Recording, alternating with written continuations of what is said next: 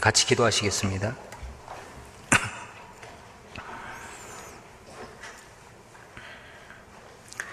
우리를 사랑하시는 살아계신 자비하신 우리 아버지 하나님, 주신 은혜와 사랑을 진심으로 감사를 드립니다. 죄 가운데 태어나서 또 죄악 속에서 소망 없이 살아가던 저희를 불쌍히 여겨주시고 예수님의 십자가의 귀한 보혈로 우리를 죄와 또 영원한 멸망 가운데서 구원해 주신 은혜, 또 우리에게 영원한 생명과 또 천국에 들어갈 수 있는 소망을 주신 그 사랑과 은혜를 인하여 진심으로 또 감사와 찬송을 아버지 하나님께 돌립니다. 남은 생에 받은 은혜를 늘 마음에 되새기며 감사하며 또 순종하며 살 수 있도록 더욱 지켜주시고 인도해 주시옵소서. 우리 연약함을 아시고 또 교회를 허락해 주시고 교회 안에서 함께 교제하며 복음을 전하며 주의 영광을 위해서 남은 생에 살 수 있도록 기회를 주신 것 늘 감사하며 주님이 맡기신 전도의 사명을 잘 감당하며 주의 영광을 위해 살 수 있도록 남은 시간 더욱 함께해 주시옵소서. 오늘도 전주교회 또 구원받은 형제 자매님들 또 말씀 앞에 함께 모였습니다. 또 말씀을 통해서 주님이 우리에게 주신 은혜와 사랑을 다시 한번 마음에 일깨우게 하시고 또 구원받은 자녀로서 남은 삶을 마땅히 어떻게 살아야 될지 더욱 가르쳐 주시고 또 인도해 주시옵소서. 여러 가지 사정을 함께하지 못한 지체들 있는 곳에서 또 주님의 은혜를 더욱 사모할 수 있도록 그 마음을 지켜주시고 또 병중에 있는 지체들 속히 건강을 회복시켜 주셔서 또 남은 삶을 또 건강한 몸으로 복음과 교회를 위해 헌신하며 살 수 있도록 은혜를 베풀어 주시옵소서. 또 생활 속에 여러 가지 어려움 가운데 있는 분들도 있습니다. 모든 형편을 아시는 주님, 합당하신 은혜를 허락해 주셔서 한 사람도 실족하지 않고 더욱 주님 의지하고 믿음으로 승리하는 삶을 살도록 붙들어 주시옵소서. 이 복음이 또 전국에 또 해외 많은 곳에 힘있게 증거되고 있음을 감사드립니다. 복음이 전해지는 곳마다 주님이 더욱 능력으로 역사해 주셔서 교회가 더욱 든든히 세워지고 더 많은 사람이 구원받는 역사가 계속 일어날 수 있도록 함께 해 주시옵소서. 특별히 해외 어려운 가운데서 선교하시는 많은 선교사님과 가정들이 있습니다. 일일이 보살펴 주시고 주님의 역사와 또 영광을 위해서 합당하신 은혜를 허락해 주시고 영육간에 필요한 것 더욱 채워 주시옵소서. 오늘 말씀의 모든 시종도 주 성령님께서 인도해 주시길 의지합니다. 예수님 이름으로 기도드렸습니다. 아멘. 우리 성경 여호수아서 2장을 찾겠습니다. 구약 성경 여호수아 2장입니다.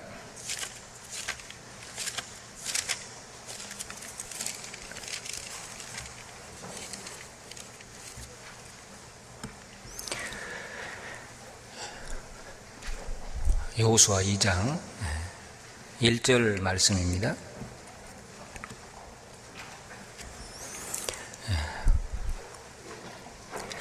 여호수아 2장 1절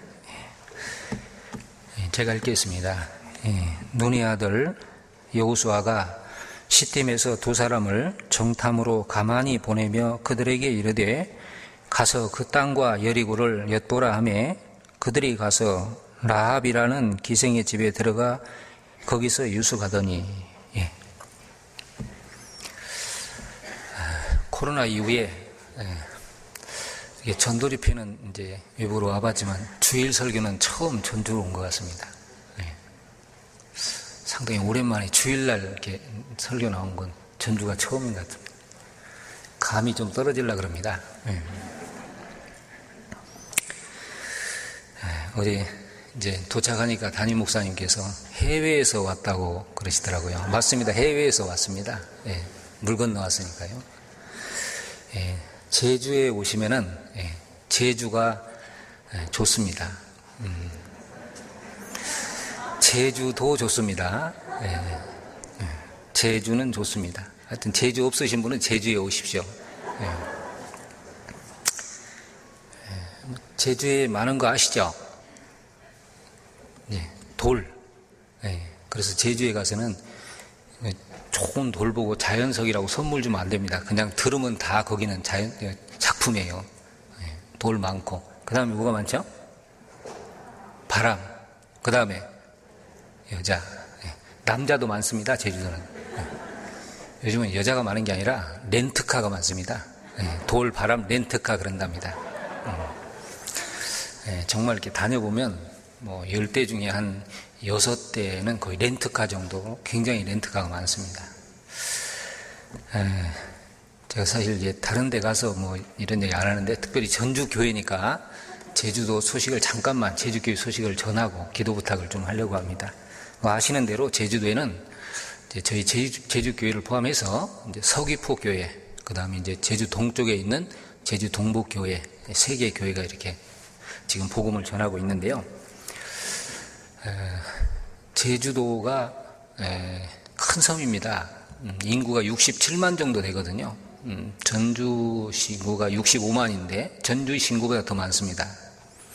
그 중에 약 한 50만 가까이가 제주 시내에 살고 있습니다.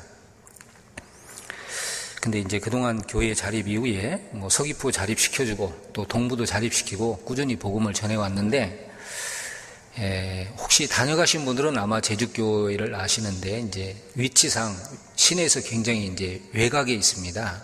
그래서 전도하는데 많은 어려움이 있습니다. 그 어려운 가운데서도 하여튼 열심히 전도해서 그동안 이렇게 교회 자립을 시켰거든요. 물론 지금도 그 어려움은 계속되고 있습니다. 위치가 그대로니까. 예전보다는 많이 좋아졌지만 여전히 어려움이 있습니다. 제가 제주도 가니까 이제 그런 이야기를 하더라고요. 예전에 있었던 얘기입니다.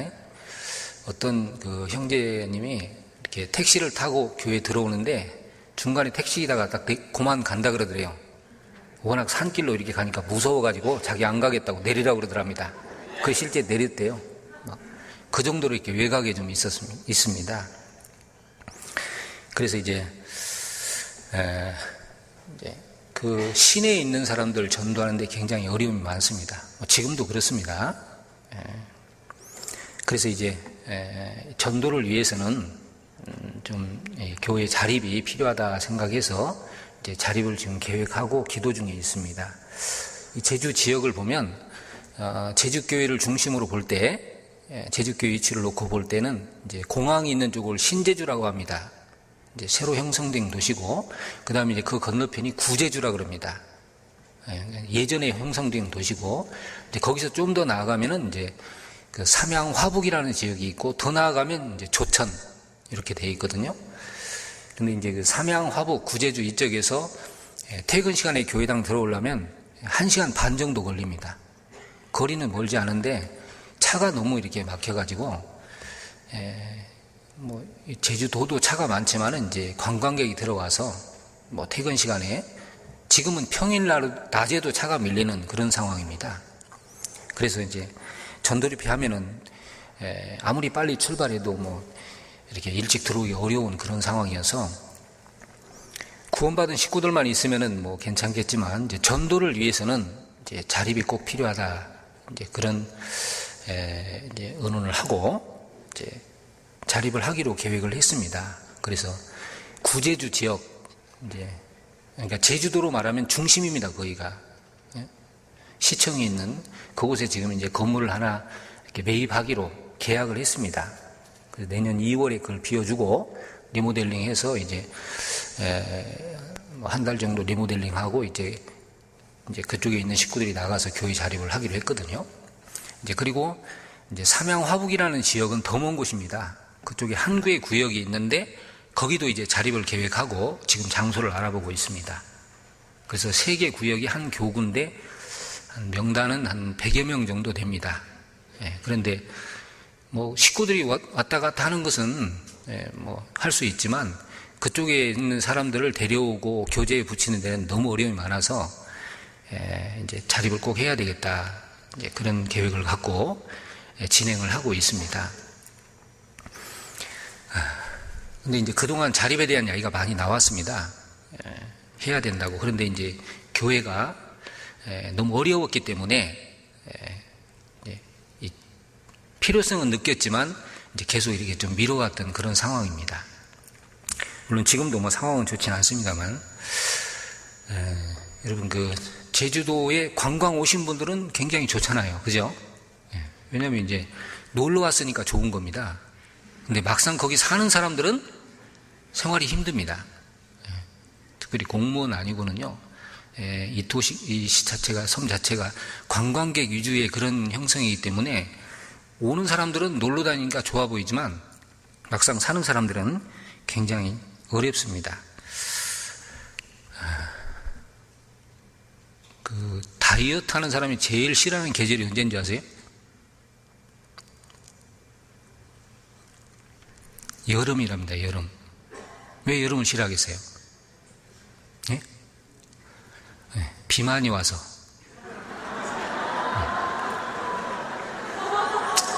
저 제주도가 물가가 높습니다, 거기가. 왜 높아요? 비 많이 와서. 제주도가 사실 섬인데 물가가 굉장히 높거든요. 여기도 비쌉니다, 모든 것이. 기름값도 한 150원 이상 비싸요. 굉장히 비쌉니다.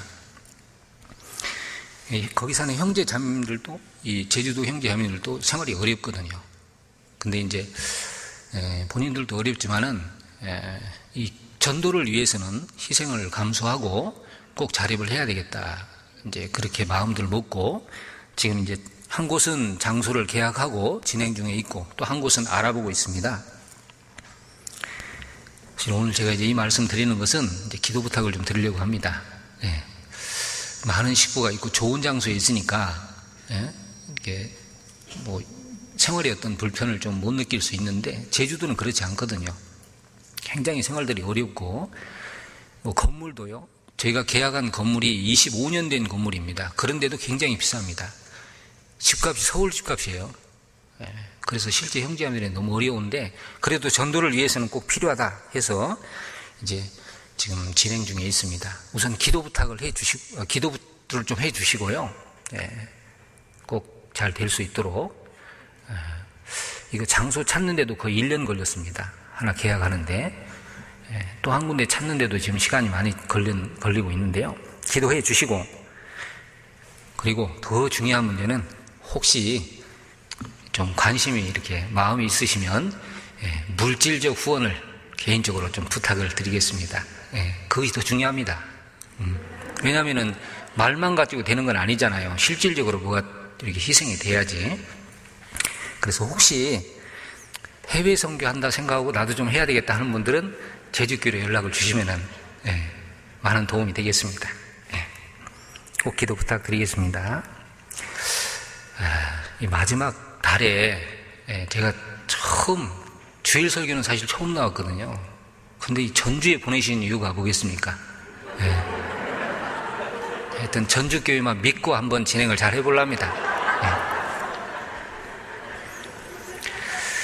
자, 오늘 여호수아 여기 2장 내용을 통해서 좀 같이 우리 신앙생활의 교훈을 좀 받아보겠습니다. 이 여호수아 2장은 이제 라합이라는 여인에 대한 내용인데, 이 라합은 믿음 있는 여인이고 그 믿음이 있기 때문에 나온 행함에 대해서 이제 나와 있습니다.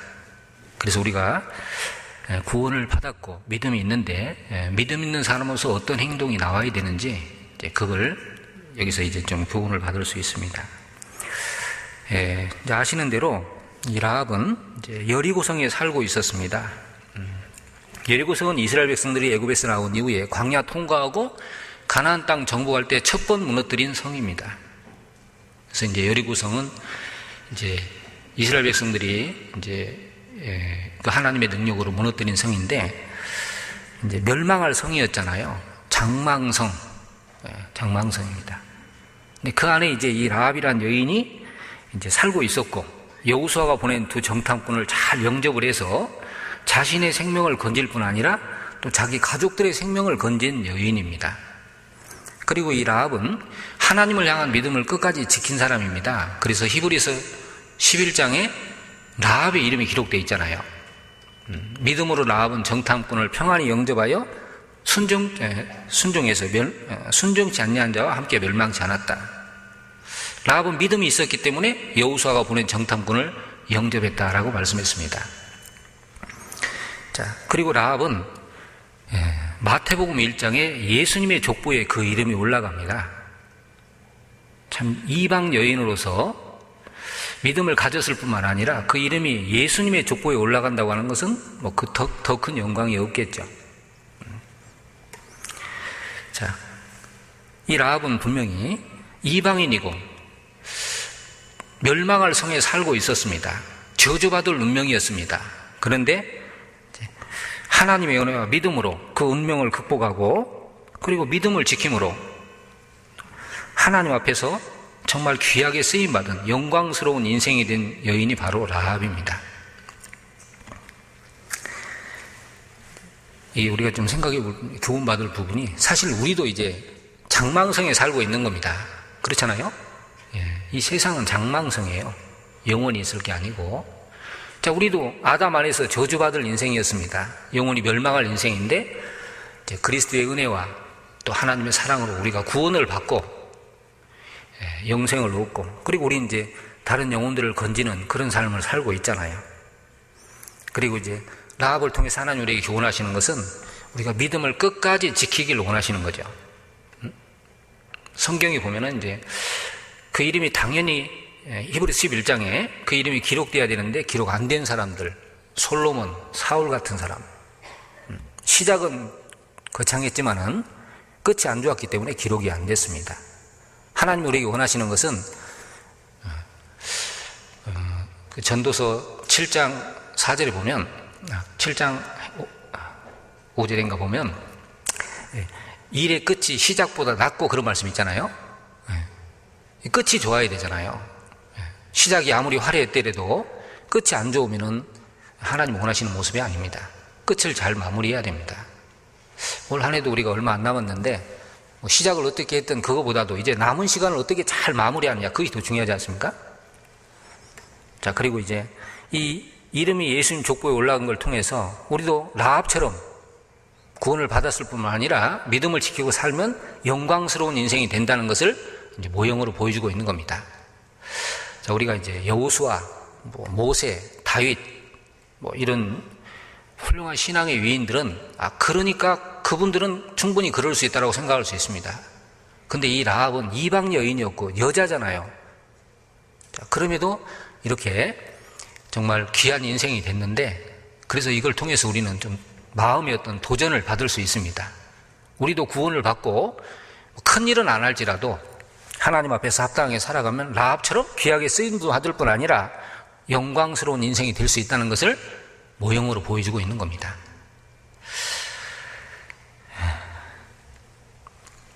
자, 근데 이제 이 내용을 가지고 우리가 설교를 많이 듣죠. 설교하시는 분들 많이 계시잖아요. 근데 문제는 다 기억을 합니까? 네. 이게 문제잖아요. 그래서 우리 되새기는 의미에서 다시 한번 말씀을 좀 배우겠습니다. 5살짜리 애가 아버지한테 물었습니다. 아빠, 기억이 뭐예요? 이렇게 물었어요. 그러니까 아빠가 기억이라는 것은 3살 때, 4살 때 강가에 가서 잔디밭에서 공놀이하고 물놀이하고 이런 걸 떠올리는 게 기억이다. 한 10분 설명을 해줬습니다. 쭉 들었는데 다 듣고 나서 애가 하는 말이 그러면 니은은 뭐예요? 그러더랍니다. 그 기억이 아니었어요. 우린 기억이 한계가 있습니다. 그래서 계속 들어야 돼요. 정말 남은 삶은 시간이 흘러가지 않습니까? 정말 가치 있고 영원한 것, 뭔가 남는 것을 위해서 우리가 살아야 돼요. 거기에 성경 안에 있습니다. 어떤 아내가 남편한테 결혼 기념일 날 이제 그런 얘기 했답니다. 이번 결혼 기념일에 변하지 않는 오래가는 것을 하나 선물해 달라고 그랬답니다. 남편이 그 고민하다가 진짜 이렇게 케이스에 이쁘게 해서 담아왔대요. 열어보니까 금반지가 들어있더랍니다. 금반지. 비싼 금반지가. 얼마나 기분이 좋았겠어요. 자매님들 한번 해보세요. 혹시 줄지 모르니까. 변하지 않는 오래 가는 것. 그래서 이 부인이 이제 자기 친구한테 그 이야기를 했대요. 남편한테 이렇게 했더니 금반지 사왔다라고. 그래서 이제 친구 부인이요. 자기 남편한테 또 자기도 변하지 않는 오래가는 걸 사달라 그랬답니다. 역시 그 친구 남편도 가져왔어요. 딱 담아왔더랍니다. 근데 여러분 그 부인은 기절을 했답니다. 그 속에 뭐가 들었냐면 방부제가 들었더래요. 변하지 않는 오래가는 것. 자, 변하지 않는 오래가는 것은 성경에 있습니다. 그죠? 영원한 것, 정말 가치 있는 것, 그건 그리스도 안에 있는 겁니다. 하나님 안에 있는 거잖아요. 성령을 위하여 심는 자는 성령으로부터 영생을 거두리라 그랬잖아요. 자, 그걸 우리가 위해 살아야 됩니다. 그래서 가장 위대한 지혜는 진리를 따르는 것이다, 그런 말 있잖아요. 가장 위대한 행복은 진리와 함께하는 것이다. 그리고 가장 위대한 성공은 진리를 심고 거두는 것이다, 그런 말이 있습니다. 우리는 세상에서는 무명하지만 그리스도 안에서 유명한 자가 되어야 됩니다. 그게 정말 성공하는 인생입니다. 자, 라합처럼 그런 모습이 되어야 됩니다. 자, 이제 여기 이 여호수아 2장 배경은 아마 잘 아실 거예요. 이스라엘 백성들이 애굽에서 나와서 광야 40년 통과하고 이제 요단강 건너서 이제 여리고성 치기 바로 전에, 무너뜨리기 바로 전에 이제 여호수아가 이제 시딤이라는 곳에서 정탐꾼 2사람을 이제 여리고성에 보내는 장면입니다. 다시 보겠습니다. 1절. 눈의 아들 여호수아가 시딤에서 2사람을 정탐으로 가만히 보내며 그들에게 이르되 가서 그 땅과 여리고를 엿보라 하매 그들이 가서 라합이라는 기생의 집에 들어가 거기서 유숙하더니. 자, 시딤이라는 곳은 이제 요단강에서 동쪽으로 약 12km 정도 있는 지역입니다. 거기서 이제 여호수아가 정탐꾼을 보냅니다. 자, 이 정탐꾼을 보냈는데, 자, 정탐꾼의 영향력, 이것이 얼마나 크다는 것을 여호수아는 잘 알고 있는 사람입니다. 왜냐하면 과거 전직이 정탐꾼이었잖아요. 민수기 13장, 14장에 보면은 이스라엘 백성들이 가나안 땅 앞에 한번 온 적이 있습니다. 하나님의 약속을 믿고 그냥 들어가면은 하나님이 도와주셔서 차지하게 하실 텐데, 이제 그 정탐꾼을 들여보내서 확인해 보자고 이야기를 하잖아요. 원래 민수기 13장에는 이제 모세가 이스라엘 백성들 그 두령을 불러서 보내는 걸로 되어 있습니다. 근데 모세가 요구한 건 아니에요. 이스라엘 백성들이 요구한 겁니다. 그래서 신명기 1장에 보면은 이제 이스라엘 백성들이 모세에게 나와서 과연 그 땅이 하나님 말씀한 대로 좋은 땅인지를 확인해 보자고 이야기했고, 모세가 그걸 받아들여서 이제 들여보내게 됩니다. 자, 하나님이 그걸 허락하셨습니다. 왜 그러냐면 이 이스라엘 백성들 마음속에 내재되어 있는, 마음속 깊이 가라앉아 있는 그 가나안 땅에 대한 불신, 자, 이것은 그 사건이 아니면 드러나지 않거든요. 그러니까 하나님이 그들 마음속 깊이 가라앉아 있는 것을 끄집어내기 위해서, 그걸 드러내기 위해서 그걸 허락하신 겁니다. 10명을 보내봤습니다. 내용 잘 아실 겁니다. 12명을 보냈는데 가서 보니까 정말 그 땅이 좋았죠. 하나님 말씀은 뭐 거짓이 없으니까. 당시에 무화과, 석류, 포도 이런 것이 날 때였는데 포도 한 송이를 장정 2명이 막대기에서 어깨에 메고 다닐 정도로 정말 말 그대로 낙원이었습니다. 정말 좋았죠. 자, 그래서 이제 12명이 탐지하고 돌아와서 이제 당시 대장이었던 모세에게 보고를 할 때 10명과 2명이 말이 달랐다는 거 아시죠? 자, 10명은 말하기를 가보니까 땅은 좋더라. 그리고 증거도 가져왔죠. 포도 같은 거. 하나님 말씀이 맞다. 그냥 올라가자 그러면 좋았을 텐데 부정적인 말을 또 하게 되잖아요. 땅은 좋은데 거기에는 네피리 후손 아낙 자손, 거인들입니다. 자이언트, 거인들이 있습니다. 그들 보기에 우리는 메뚜기 같다. 들어가면 다 죽는다. 막 이런 식으로 이제 부정적인 말을 했죠. 그래서 그 말을 들은 이스라엘 백성들이 모세와 아론을 원망하면서 애굽으로 돌아가자고 통곡을 합니다. 여러분, 만약에 이스라엘 백성들이 정말 그 마음이 가나안 땅에 소망을 두고 하나님의 약속을 믿었다면은 아무리 부정적인 이야기 해도 올라가자 그래야 맞는 거잖아요. 그런데 그들이 이 가나안 땅에 대한 그 확신이 없는 겁니다. 소망이 없는 겁니다. 자, 그때 이제 하나님 편에 서서 이야기한 두 사람이 있죠. 여호수아와 갈렙. 여호수아와 갈렙이 말하기를 그 땅은 심히 아름다운 땅이다. 하나님이 우리를 기뻐하시면 주실 것이다. 여호와를 거역하지 말라. 여호와께 싸워주시면 그들은 우리의 밥이다. 들어가자 그럽니다. 그때 돌을 쳐 죽이려 그러죠. 그때 하나님의 영광이 나타나면서 이제 그 일을 중단시키고 그 약속을 믿지 못한 이스라엘 백성들, 땅을 탐지한 날 40일을 하루를 1년으로 계산해서 40년 광야를 방황하게 만들고 출애굽 1세대가 20세 이상으로 다 죽습니다. 불신의 결과입니다. 그죠? 12명이 똑같은 걸 봤는데 왜 10명은 부정적인 말을 하게 되고 여호수아와 갈렙은 믿음의 말을 했냐면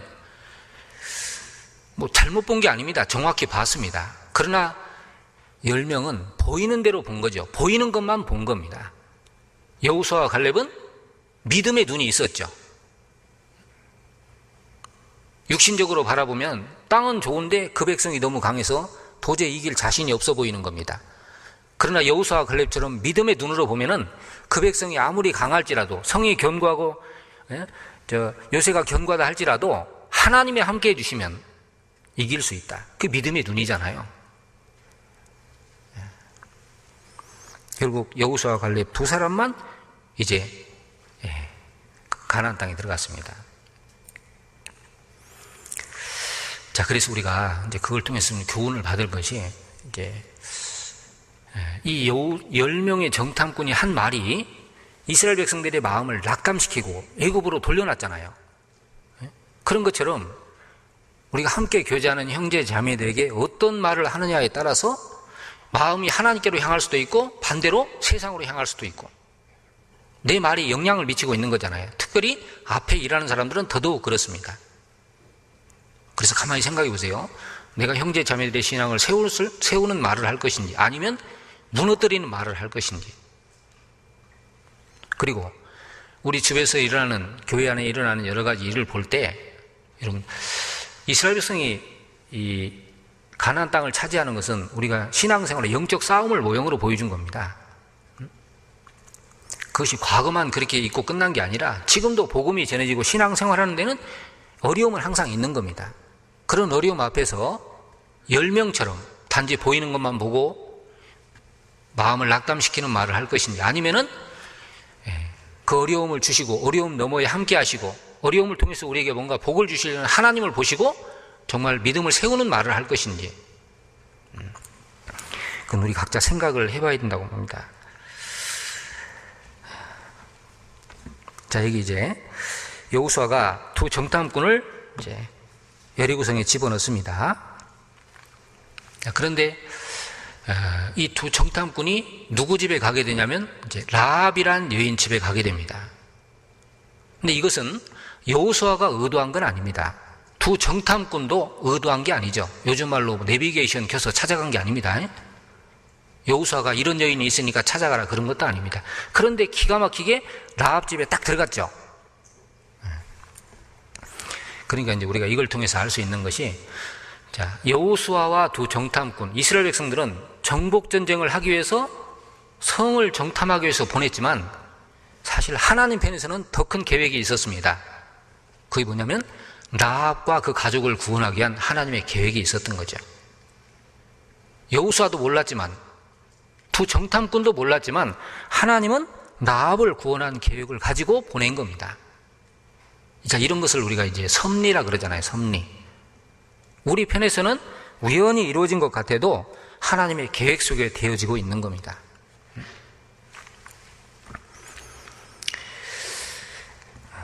이런 일이 이제 성경에 보면 예가 좀 나오잖아요. 그죠?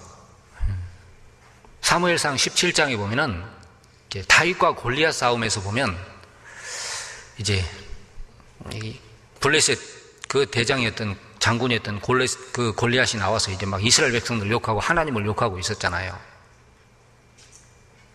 자, 이새의 아들 중에 이제 그 전쟁에 참여한 자들이 있었고 다윗은 왜 말제로서 이제 형들에게 음식을 들려주기 위해서 이제 그 엘라 골짜기로 가게 됩니다. 근데 사무엘상 17장에 보면 20절에 보면은 이제 다윗이 음식을 가지고 이제 그 자리에 딱 이른 그때 마침 이른즉 그 마침 군대가 나와서 이제 전장에 싸우려고 고함하며 이렇게 돼 있거든요. 그러니까 다윗이 딱 도착했을 때 이제 전쟁을 하려고 하는 거예요. 그리고 이제 23절에 보면은 그들과 말할 때 마침 블레셋 사람의 도두는 가드 사람 골리앗이라는 자가 그 항우에서 나와서 이렇게 돼 있거든요. 그러니까 마침이란 말이 2번 나오거든요. 그러니까 다윗이 도착하는 그 시간하고 골리앗이 나와서 하나님 욕하는 이 시간을, 이 타이밍을 누가 맞춘 거예요? 하나님 맞춘 겁니다. 만약에 다윗이 갔는데 골리앗이 안 나오고 싸움도 안 해, 그럼 어떻게 골리앗 무너뜨리겠어요? 응? 그러니까 그 타이밍을 딱 하나님이 딱 조절해서 맞춘 거예요, 사실은. 다윗이 골리앗을 때려 눕히고 이제 드러나야 되잖아요. 하나님이 그 타이밍을 딱 조절하신 겁니다. 우리 편에서 보면 우연히 그냥 다윗이 가고 골리앗이 나오고 있지만 사실 이게 하나님이 뒤에서 섭리하신 거죠. 그 룻기에도 그런 내용이 나오지 않습니까? 룻기에 보면 그 베들레헴에 이제 그 나오미, 이 나오미가 흉년에 피해서 이제 모압 땅에 내려가게 되잖아요. 남편과 2 아들 데리고 와서 모압 땅에 살면서 두 아들 결혼시켜 며느리 2를 얻었습니다. 근데 그게 하나님 뜻은 아니었죠. 그 시간 지나면서 이제 남편 죽고 2 아들 죽고 결국 이제 3 과부만 남게 되고, 그래서 하나님 뜻이 아니구나라고 생각하고 이제 올라가려고 그랬죠.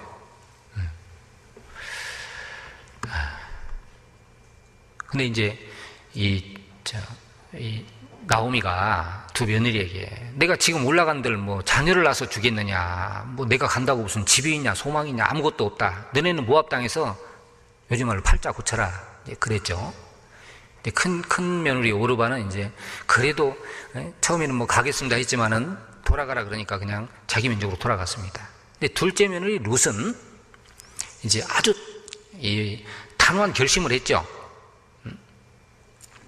어머니 하나님이 나의 하나님이고 어머니 백성이 나의 백성입니다. 내가 죽는 일 외에 어머니 떠나면 하나님이 내게 벌 위에 벌을 내리길 원합니다. 아주 어머니를 따르기로 딱 결심을 했잖아요. 근데 사실 이 룻이 시어머니를 따라가려고 하는 것은 하나님의 상을 바라본 거죠. 육신적으로 바라보면 시어머니를 통해서 얻을 수 있는 게 아무것도 없잖아요. 오히려 가면 고생길이 훤합니다. 그러나 이 룻은 시어머니를 택한 그 하나님, 이스라엘 백성을 택한 하나님, 그 이스라엘 백성이 주시는 하나님의 축복, 그런 걸 얻고자 해서 갔던 겁니다, 사실은. 하나님은 그런 룻을 이제 그냥 버리지 않으셨죠. 가서 이제 그 베들레헴에 올라가서 흉년이니까 먹고 살기 위해서 이삭 주스러 갔잖아요. 이삭 주스러. 그래서 이제 하루는 이삭 주스러 갔는데 누구 밭에 들어가죠? 보아스의 밭에 들어가잖아요. 그때 누가 보았어요? 보아스가 봤어. 그때 딱 봤잖아요. 그래서 나중에 다윗의 증조모가 되는 그런 축복을 얻게 되잖아요. 그래서 우리가 보면 상황이 어떻든 간에 어떤 상황이 있을지라도 끝까지 교제 가운데 붙으려고, 하나님 붙잡고 살려고, 하나님 의지하고 말씀 붙잡고 살려고 하면 하나님의 인도가 있다는 걸 알아야 됩니다. 하나님은 그런 사람 버리지 않죠. 아무리 환경이 어려워도 정말 신앙생활을 하려고 하면 하나님이 그 마음을 아시고 붙들어 주시는 게 있습니다. 그러니까 이게 우리 편에서 볼 때는 이 룻기 2장 3절에 보면은 우연히 보아스의 밭에 들어가다 그러는데 우연히가 아니에요. 그게 하나님이 룻의 마음을 알고 그쪽으로 인도하신 거잖아요. 우리 편에서 보면 뭐 자연스럽게 우연이지만 하나님의 섭리 가운데 이루어지고 있는 겁니다. 그 요한복음 4장에도 보면 그런 내용이 나오잖아요. 사마리아 여자. 예수님이 이제 유대에서 갈릴리로 가시는데 그 수가라는 동네에 들어가잖아요. 원래는 그게 안 들어가도 되거든요. 근데 예수님이 그곳을 지나게 됩니다. 근데 사실 그 동네에 왜 갔냐면, 이제 우리가 볼 때는 그냥 지나가다 들어간 것처럼 보여도 사실은 그 여자를 전도하기 위해서 간 거잖아요. 그래서 이제 가서 제일 첫 번째 대화를 해야 되니까 물 좀 달라 그랬죠. 물 좀 달라. 왜냐하면 그 물가니까. 그 여자가 말하기를, 유대인인 당신이 왜 나에게 물 달라고 합니까? 유대인과 사마리아인은 상종치 않냐미러라. 서로 원수지간으로 생각하고 있었죠. 근데 예수님이 전도하러 갔기 때문에 그 여자 마음을 잘 알고 있죠.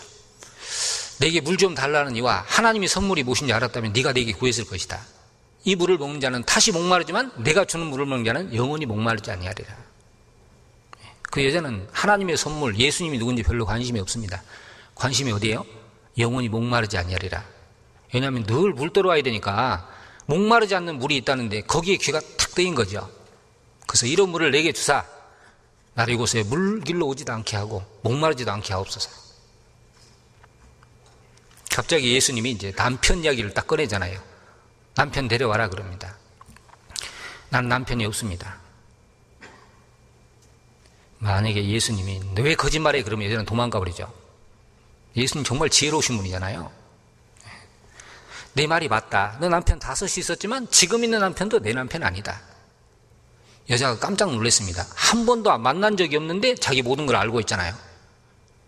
그래서 이 여자가 딱 예수님께 한 말이 내가 보니 선자로소이다 그랬어요. 자, 그런데 이스라엘 땅에는 죄 많은 여자는 많잖아요. 꼭 수가라는 동네까지 가서 그 여자를 전도해야 됩니까? 물 먹을 때는 다른 데도 있습니다. 그런데 왜 그곳에 갔느냐?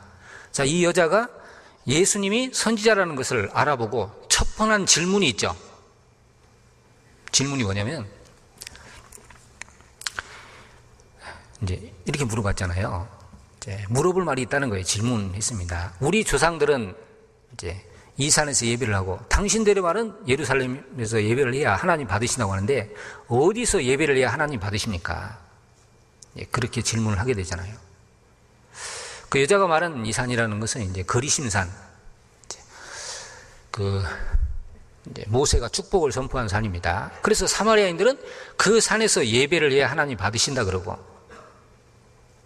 그리고 이제 이스라엘 사람들은 예루살렘에서 예배를 해야 하나님 받으신다고 그렇게 생각을 했던 겁니다. 요즘 말로 말하면 뭐 장로교냐 침례교냐 감리교냐 성결교냐 이런 거 있잖아요. 도대체 어디서 예배를 해야 하나님 받으시냐, 그렇게 생각을 했던 거예요. 그때 예수님이 여자의 내 말을 믿으라. 이 산에서도 말고 예루살렘에서도 말고 하나님께 참으로 예배할 때가 이를 것이다. 하나님은 영이시니 예배하는 자가 신령과 진정으로 예배할 때가 이르리라. 이제 그 예배가 뭔지를 가르쳐 줬잖아요. 하나님은 영이기 때문에 특정 장소에서 뭐 이렇게 드린다고 예배 드린다고 받는 게 아니다. 정말 신령과 진정으로 예배하는 그 예배를 받으신다고 말씀했습니다. 우리 뭐 신령과 진정이라는 게 다 아시죠? 뭔지? 성령을 받은 이후에 우리가 말씀에 순종해 사는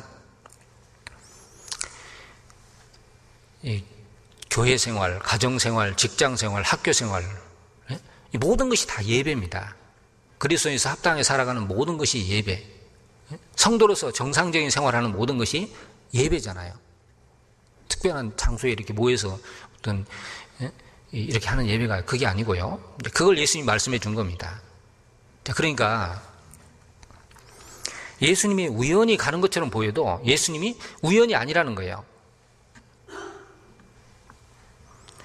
자, 그럼 우리도 한번 생각을 해봅시다. 자, 이제 이 성경에 보면은 이제 우연이 되는 것 같아도 우연이 되는 게 아니잖아요. 하나님의 섭리가 있습니다. 그럼 우리도 구원을 받았습니다. 자, 그리고 내가 지금 살아갑니다. 어딘 곳에 살고 있습니다. 자, 우리는 그냥 내가 살다 보니까 그곳에 들어갔다고 생각할 수 있죠. 살다 보니까 어느 아파트에, 살다 보니까 어느 지역에 이렇게 생각할 수 있는데 그리스도인들에게 우연이라는 게 있을까요? 아닙니다. 분명히 하나님께서 나를 그 아파트에, 그 직장에, 그 학교에, 그 지역에 보낸 이유가 있다는 거예요. 그곳에는 분명히 누군지는 모르지만은 하나님을 만나야 될 영혼들이 내 주변에 있다는 겁니다. 분명히 누군가는 영적 갈망을 하고 있는, 하나님을 간절히 찾고 있는 영혼들이 있습니다. 만약에 우리 주변에 구원받아야 할 사람이 아무도 없다, 하나님 보실 때 구원받을 사람이 아무도 없다, 그럼 우리는 여기 있으면 안 됩니다. 하나님 앞에 가야지. 근데 내가 아직 여기 있다는 것은 아직 내 주변에 구원받아야 할 사람이 있다는 증거잖아요. 그죠? 교회가 아직 세상에 있는 것은 아직 할 일이 있기 때문에, 아무리 코로나 때문에 어렵다고 할지라도 할 일이 있기 때문에 남아있는 겁니다. 우리가 할 일이 없으면 하나님 우리를 데려가실 거예요. 그래서 우리는 관심을 항상 내 주변에 이뤄진 영혼들, 어둠이 짙어지면 짙어질수록 빛은 더 바라게 되는, 빛을 바라게 되는 겁니다. 더 밝게 빛나는 겁니다. 그리고 어둠이 짙어질수록 헤매는 영혼들이 더 많습니다. 우리 주변에 이 세상에 보면 이제 갈수록 힘들어지잖아요. 험악해지고 죄도 많아지고, 그래서 고통하는 영혼들이 더 많습니다. 주변을 돌아보면 분명히 하나님을 찾고 있는 영혼들이 있습니다. 우리의 관심을 거기에 둬야 됩니다. 자, 이 라합이 이제 믿음 있는 여인이기 때문에 하나님께서 라합을 구원하기 위해서 이제 집어넣은 겁니다. 정탐꾼을 보낸 겁니다. 자, 이제 정탐꾼이 라합 집에 들어갔습니다. 근데 이것이 이제 여리고 왕에게 발각이 되게 됩니다. 그래서 이제 잡으러 왔어요. 근데 라합이 기지를 발휘해서 이제 이 잡으러 온 사람들을 따돌려 보내죠. 거기 2절 보겠습니다. 혹이 여리고 왕에게 고하여 가로되 보소서, 이 밤에 이스라엘 자손 몇 사람이 땅을 탐지하러 이리로 들어왔나이다. 여리고 왕이 라합에게 기별하여 가로되 내게로 와서 내 집에 들어간 사람들을 끌어내라. 그들은 이 온 땅을 탐지하러 왔느니라. 그 여인이 그 두 사람을 이미 숨긴지라. 가로되 과연 그 사람들이 내게 왔었으나 그들이 어디로서인지 나는 알지 못하였고 그 사람들이 어두워 성문을 닫을 때쯤 되어 나갔으니 어디로 갔는지 알지 못하되 급히 따라가라. 그리하면 그들에게 미치리라 하였으나 실상은 그가 이미 그들을 이끌고 지붕에 올라가서 그 지붕에 버려놓은 3대에 숨겼더라. 자, 이 라합이 참 지혜로워요, 보면은. 자, 잡으러 온 사람들, 만약에 우리 집에 안 왔다 그러면 어떻게 되는 거예요? 알고 왔는데 안 왔다 그러면 거짓말하는 거니까 집을 수색하면 금방 드러나잖아요. 그래서 아주 지혜롭게 오기는 왔는데 나갔다, 빨리 쫓아가면 잡을 수 있다. 자, 이렇게 이제 상황을 이제 모면합니다. 자, 그런데 우리가 한번 생각해 보세요. 자, 라합은 여리고성 사람입니다. 두 정탐꾼은 이스라엘 사람이에요. 성을 무너뜨리기 위해서 정탐하러 온 겁니다. 그러니까 이걸 숨겨주면, 적을 숨겨주는 거니까 만약에 들통나면 라합은 죽는 겁니다. 반역죄에 해당하는 거예요. 적을 숨겨준 거잖아요. 그러니까 이게 숨겨준 게 간단한 문제가 아닙니다. 우리 자매님들이 만약에 라합 입장에 있다면 이렇게 할 수 있을까요? 그냥 간단한 문제가 아니고 써 있으니까 우리가 있지만 사실 라합 입장에 있어 보면 자기 모든 걸 걸어야 됩니다. 어떻게 보면 생명을 걸어야 되는 그런 문제입니다. 그러지 않겠어요? 들통나면 죽을 수도 있는데. 근데 라합은 목숨을 걸고 두 정탐꾼을 숨겨준 겁니다. 자, 이게 왜 이런 행동을 했느냐? 히브리서 11장 34절에 믿음으로 라합은 정탐꾼을 평안히 영접하여 순종치 아니한 자와 함께 멸망치 아니하였도다. 믿음이 있었기 때문에 그런 겁니다. 즉 라합이 가졌던 믿음이 이제 두 정탐꾼을 숨겨주는 행동으로 나오게 된 거예요. 그러니까 라합이 확실한 믿음이 있었고 그 믿음이 목숨을 걸고 두 정탐꾼을 숨겨주는 행함으로 입증이 된 겁니다. 자, 그럼 라합이 어떤 믿음을 가지고 있었을까요? 도대체 라합이 어떤 믿음을 가지고 있었기에 이런 목숨을 거는 행동을 하게 했냐는 거예요. 자, 두 가지를 좀 생각해 볼 수 있는데요. 자, 우선 이 라합이 어떻게 믿음을 가지게 됐을까? 어떻게 믿음을 가지게 됐을까? 거기 10절을 보겠습니다. 이는 너희가 애굽에서 나올 때에 여호와께서 너희 앞에서 홍해물을 마르게 하신 일과 너희가 요단 저편에 있는 아모리 사람의 두 왕 시온과 옥에게 행한 일, 곧 그들을 전멸시킨 일을 우리가 들었습니다. 우리가 듣자 곧 마음이 녹았고. 자, 라합이 믿음을 갖게 된 것이 하나님이 행하신 일을 들었다는 거예요. 들었다는 거예요. 그러니까 이제 들어서 믿음을 가지는 것은 진리입니다. 우리 잘 아는 대로 이제 로마서 10장 17절에 믿음은 들음에서 나며 들음은 그리스도의 말씀으로 말미암았느니라. 들어서 믿음이 생긴 거죠. 그죠? 들어서. 직접 그 자리에서 본 게 아니고요. 들었기 때문에. 자, 과거나 지금이나 들어서 믿음을 갖는 건 진리고, 그래서 잘 들어야 되잖아요. 그죠? 따라서 하겠습니다. 믿음은 들음에서 나며, 불신은 졸음에서 나며. 발음이 비슷한데 가는 곳이 달라요. 잘 들어야 됩니다, 사실. 마가복음 5장에 보면 12회를 혈루증 앓는 여자가 있습니다. 12년간. 혈루증이라는 게 이제 이게 피가 잘 멈추지 않는 혈액 응고인자가 부족해서요. 그것 때문에 12년간 고통을 받았습니다. 그런데 그거 나으려고 이제 많은 의원을 찾아다녔다 그랬죠. 그리고 있는 재산을 다 허비했습니다. 자, 이 여자로서는 최악의 상황이에요. 바닥을 친 겁니다. 이제 어떻게 방법이 없는 거예요. 자, 그런데 우리 그런 말 있잖아요. 인생의 마지막은 하나님의 시작이라 그럽니다. 이 여자가 소문을 들었습니다. 예수님에 대한 소문.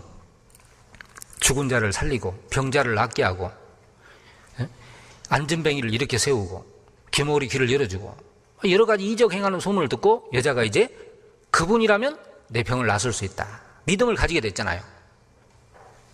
그래서 예수님을 찾아갑니다. 가서 내가 이런 병이 있는데 나서달라 그런 말 하지 않았습니다. 여자의 믿음은 어느 정도냐? 5세만 되어도 내 병은 나을 거다. 그런 믿음이 있었잖아요. 믿음이 대단한 겁니다. 그래서 진짜 옷을 만지니까 혈로 근원이 즉시로 그쳤더라 그랬잖아요. 그러니까 이게 들어서 그런 믿음을 가지게 된 겁니다. 들어서. 그죠? 구원을 받지 않은 사람도 잘 들어야 구원받고, 구원을 받은 사람도 말씀을 잘 들어야 이제 신앙이 성장하잖아요. 참 우리 코로나 때문에 한동안 이제 좀 교회 못 나오고 또 집에서 이렇게 유튜브 같은 거 통해서 이렇게 말씀을 듣다 보니까 제대로 잘 못 듣잖아요. 솔직히 집에서 안 나올 때 처음엔 좋았죠. 편안하고. 사실 그렇잖아요. 저도 주일날 설교 안 하니까 너무 편하더라고요. 진짜. 유튜브로 하니까. 세상에 이런 일도 있나. 텔레비 나갈 것 같아. 근데 육신이 편한 것은 좋았는데 이제 영적으로 문제가 생기는 거죠. 말씀을 제대로 안 들어요. 솔직히 잘 안 듣잖아요. 집에서 들으면. 켜놓고 왔다 갔다 하기도 하고.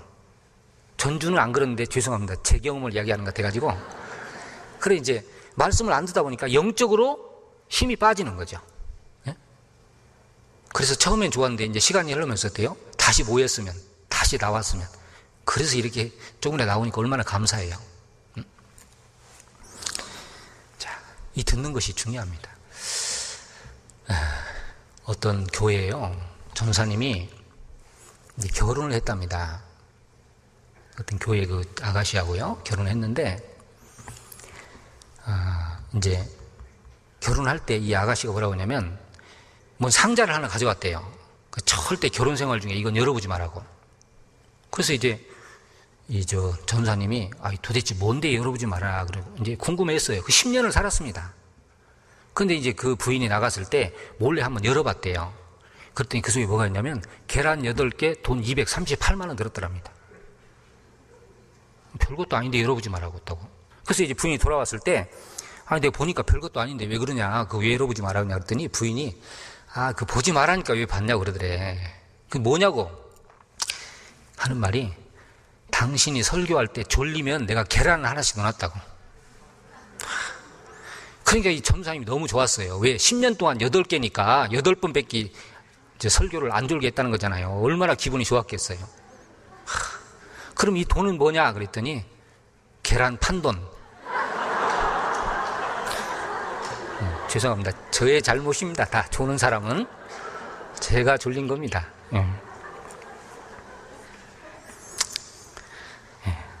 졸지 말고 들어야 되겠죠. 그리고 이제 들을 때는 내용을 잘 이해해야 되잖아요. 그죠? 내용을. 교회 학교에서 애가 선생님이 천국 갈 사람 손 들어요 그랬더니 다 손 드는데 한 명만 손 안 들더래. 맨 앞에 학생이. 니는 천국 가기 싫으냐 그랬더니 그 애가 하는 말이 그게 아니고요, 우리 엄마가 딴 데 가지 말고 집으로 바로 오래요 그러더랍니다. 내용을 잘 모르고 있는 거예요. 그죠? 어떤 경로당에서 노인들이 모여서 이제 할머니 3분이 이야기를 했습니다. 이제 서로 이제 막 이런저런 이야기 하는데 한 할머니가 아들 자랑을 했어요.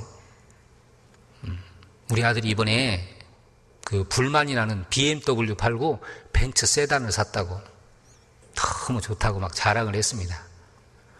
한 10분 자랑하고 갔는데 옆에 있던 할머니가 이야기하는 거예요. 도대체 뭔데 저렇게 자랑하냐고 그랬더니 그 할머니가 하는 말이 아들이 배추 3단을 사가지고 자랑한다고. 그렇게 알아들으면 어렵겠죠. 그래서 잘 들어야 됩니다. 잘 들어야 돼요. 일단 듣는 데서 믿음이 나옵니다.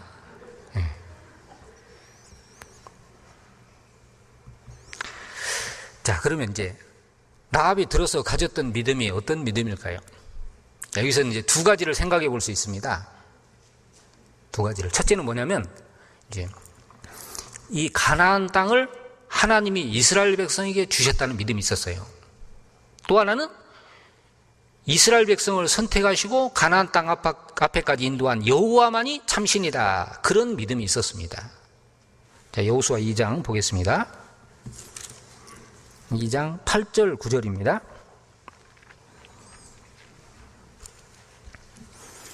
2장 8절 9절. 2 사람이 눕기 전에 라합이 지붕에 올라가서 그들에게 이르러 말하되 여호와께서 이 땅을 너희에게 주신 줄을 내가 아노라. 우리가 너희를 심히 두려워하고 이 땅 백성이 다 너희 앞에 간담이 녹나니. 이 내용은 이제 잡으러 온 그 여리고 사람들, 여리고 그 왕이 보낸 군사들을 다 따돌려 보내고 이제 지붕 위에 숨겨놨던 정탐꾼 앞에 가서 라합이 하는 얘기입니다. 우리말로 말하면 간증하는 거예요. 내가 이렇게 믿고 있다고 지금 간증하는 거예요. 정탐꾼 앞에서. 내용이 뭐냐면, 자, 여호와께서 이 땅을 너희에게 주신 줄을 내가 아노라. 여러분, 이 여리고성이 얼마나 견고한지 아시죠? 이제 뭐 조금 이렇게 이야기하는 책자마다 좀 다르긴 하지만 그래도 보통 보면 이 외벽이 이렇게 1.8m라 그러잖아요. 내벽이 3.6m, 높이가 9m 정도 되는, 그러니까 굉장히 높고 견고한 겁니다. 그러니까 여리고성 사람들은 이스라엘 백성이 아무리 와도 문 딱 닫아 놓으면은 이건 들어올 수 없다. 그렇게 생각했던 성입니다. 그런데 그 안에 이 라합이 뭐라고 하냐면 여호와께서 이 땅을 너에게 주신 줄을 나는 안다. 내가 아노라. 내가 안다는 말이 뭐예요? 내가 믿고 있다 그 말이잖아요. 지금 여리고성이 이렇게 견고하고 문이 닫혀 있지만 하나님께서 이 성을, 이 땅을 너에게 주실 줄 나는 믿고 있다. 이게 믿음 아니에요? 지금 상황은 도저히 불가능해 보이지만 하나님이 주실 것이다. 믿음으로 보면 그게 보이는 거죠. 그래 라합의 믿음이 대단한 겁니다.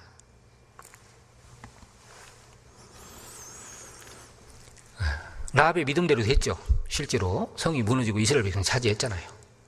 자, 이 라합이 가졌던 이 믿음 때문에 이제 이 라합이 이스라엘 편에 서게 한 겁니다. 이스라엘은 적이잖아요. 그리고 성은 너무 견고하지만 라합은 믿음이 있었기 때문에 이제 이스라엘 편에, 하나님 편에 딱 서서 일하게 된 겁니다. 자, 그러면 자, 우리도 한번 생각을 해봅시다. 자, 아까 말씀드렸는데 우리는 장망성에 살고 있는 게 틀림없어요. 네? 특별히 요즘 되어지는 일을 보면은 우리 심상치 않다는 걸 너무 잘 알고 있습니다.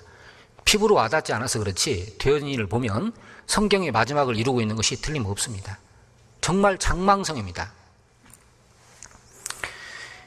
심지어 믿지 않는 사람들도 세상 말세라 그래요. 불안해합니다. 끝이 왔다 그럽니다. 우리 그리스도인들이 더 정신 차려야 되겠죠.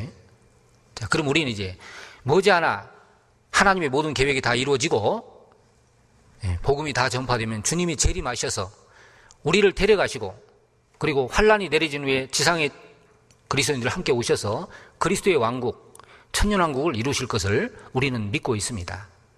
맞죠? 지금 그것이 이루어지진 않았지만 우리는 말씀을 통해서 그걸 보고 있어요. 믿음은 바라는 것들의 실상이요 보지 못하는 것들의 증거라. 믿음이 뭐냐? 말씀이 그대로 이루어질 것을 믿는 게 믿음이잖아요. 자, 노아는 하나님이 물로 심판한다는 걸 말씀했습니다. 들었습니다. 노아는 믿었습니다. 믿었다는 증거가 방주잖아요. 방주. 노아가 안 믿었으면 굳이 방주를 만들 필요 없습니다. 안 만들었을 겁니다. 노아는 진짜 심판을 믿었기 때문에 방주를 준비한 거예요. 마찬가지입니다. 우리는 그걸 진짜 믿고 있는 사람들이에요. 자, 그렇다면 라합은 그걸 진짜 믿었기 때문에 여리고 편이 아닌 이스라엘 편에 서서 하나님 편에 서서 일을 했던 거예요. 우리도 마찬가지 아닙니까? 정말 주님이 재림하실 것을 믿고 이 땅에 환란이 내릴 걸 믿고 그리스도의 왕국이 이 땅에 이루어질 걸 믿는다면 정말 믿는다면 세상에 소망 두지 않죠. 장망성에 소망 둘 사람이 있겠어요?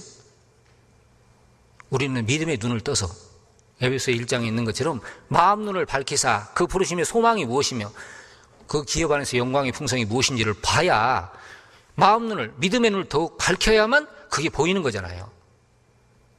눈이 어두워지면 안 보입니다.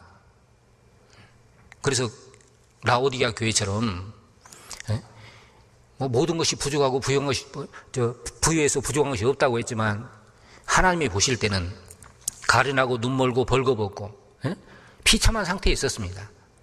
안약을 써서 눈에 발라 보게 하라 그랬죠. 우리 눈이 영적인 눈이 어두워지지 않도록 해야 됩니다. 그래야 보이는 거죠.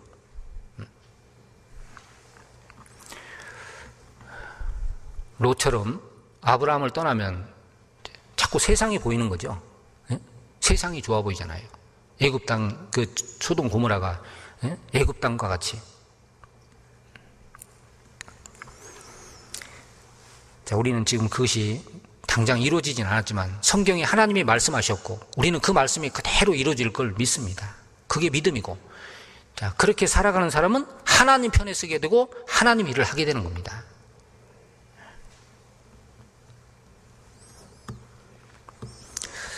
우리 빌립보서 3장 20절 21절 잘 아시잖아요. 오직 우리의 시민권은 하늘에 있는지라. 거기로서 구원하는 자 곧 주 예수 그리스도를 기다리노니 그가 만물을 자기에게 복종케 하시는 자의 역사로 우리 낮은 몸을 자기 영광의 몸의 형체와 같이 변케 하시리라. 우리 구원받은 사람은 시민권이 하늘에 있습니다. 구원 안 받지 않은 사람과 다릅니다. 우리는 천국 시민권을 가지고 있는 사람. 그러나 아직 천국 시민권으로서 우리가 누리고 있는 건 없습니다. 우리는 아직 천국 가지 않았기 때문에 약속은 받았지만, 그래서 거기로서 구원하는 자 곧 주 예수 그리스도를 기다리노니 그랬죠. 주님은 아직 오시지 않았습니다. 주님이 오시면 그가 만물을 자기에게 복종케 할 수 있는 자의 역사로, 즉 만물을 다스리는 능력으로, 오늘 또 해가 뜨고 지게 하고 76억이 먹고 사는 이 모든 걸 다 주시는 분이 하나님이잖아요. 만물을 다스리는 분이 하나님입니다. 그 능력으로 우리의 낮은 몸을, 사실 우리는 지금 죄의 몸을 입고 있고 낮은 몸, 약한 몸, 천한 몸을 입고 있습니다. 이것을 자기 영광의 몸의 형체와 같이 변케 하시리라. 우리는 그 소망을 가지고 있습니다. 그래서 이 소망을 가진 자마다 주의 깨끗하신 것 같이 자기를 깨끗하게 하느니라. 다시 오실 주님 만날 준비를 하며 살아가는 거잖아요. 자, 라합은 이 성은 지금 견고해도 하나님이 이스라엘 백성에게 줄 것이다. 확실한 믿음이 있었습니다. 그 믿음이 라합을 하나님 편에 서게 만든 거예요. 자, 그 다음에 또 하나 믿음이 뭐냐면 10절의 말씀입니다. 11절 읽겠습니다. 11절 보겠습니다. 우리가 듣자 본 마음이 녹았고 너희의 연고로 사람이 정신을 잃었나니 너희 하나님 여호와는 상천하지의 하나님이시니라. 이 라합이 어떤 그 믿음을 가지고 있냐면 너희 하나님 여호와는 상천하지에 위로 하늘에나 아래 땅으로 한 분밖에 없는 신이다. 유일신, 하나님이 진짜 신이라는 그 믿음을 가지고 있는 겁니다. 그러니까 이 라합이요, 원래 여리고성 여인이니까 우상 숭배했고 아마 기록된 내용으로 봐서는 죄 가운데 살았던 것 같습니다.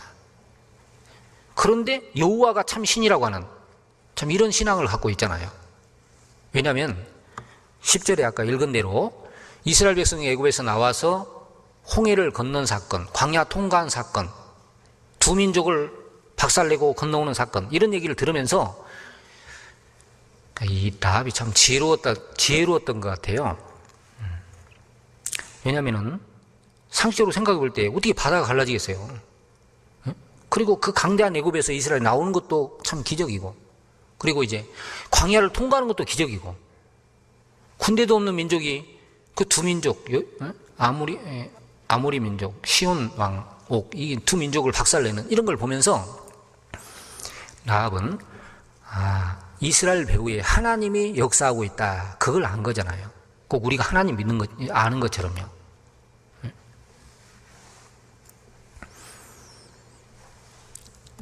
그 하나님에 대한 확실한 믿음, 이 믿음이 있었기 때문에 이제 두 정탐꾼을 숨겨준 겁니다. 자, 그러면 이제 라합이 이 두 정탐꾼을 숨겨준 것이 믿음이 있었기 때문에 이제 행함으로, 정탐꾼을 숨겨주는 행함으로 나왔잖아요. 그래서 이 믿음이라고 하는 것은 이제 생명입니다. 그래서 믿음이 있으면 역사가 나타나잖아요. 데살로니가전서 1장에 있는 것처럼 믿음의 역사 그랬죠. 말씀이 또한 너희 믿는 자 속에 역사하느니라 그랬잖아요. 그래서 믿음은 그냥 갖고 있음으로 끝나는 게 아니라 반드시 믿음 있는 사람의 삶을 통해서 그게 나타나도록 되어 있는 겁니다. 그래서 야고보서 주제가 아시죠? 뭔지? 믿음이 있다면 행함이 나타나야 된다. 그걸 이제 말씀하는 게 야고보서고, 자, 그 믿음이 있으면 행함으로 입증된다는 것을 두 사람의 이제 그 예를 들어서 설명을 했는데 아브라함과 바로 라합이었죠. 야고보서 2장 찾겠습니다.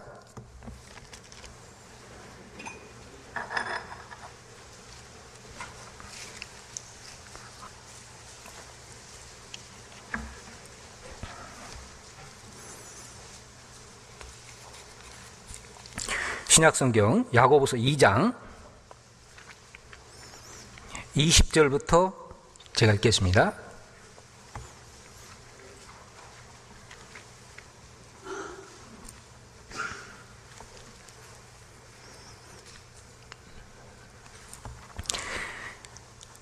야고보서 2장 20절. 아하, 허탄한 사람아, 행함이 없는 믿음이 헛것인 줄 알고자 하느냐?